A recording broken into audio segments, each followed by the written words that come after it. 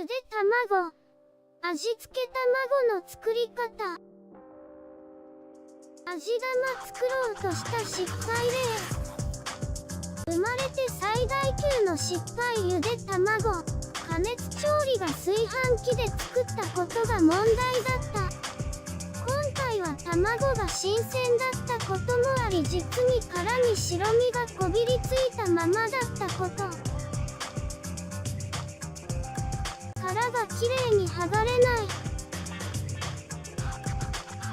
先に試しで揚げた卵は茹で具合は黄身が固まりきらない程度で揚げようとしたけど、一つうまく剥けずに。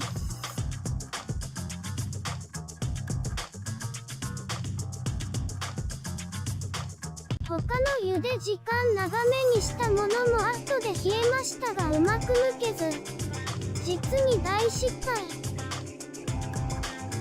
ラーメンのスープにつけて味玉にしようとしても白身が剥がれる卵がほとんど。諦めてそのまま食べた。鍋で茹でたらここまで失敗することはないのですけど、炊飯器調理はどうしても失敗しやすい。卵の大きさとか温度による加減でブレている感じがするのもきちんと冷ましても殻がむけないからな。適当堕落飯の道でうまい料理作りの道は遠い。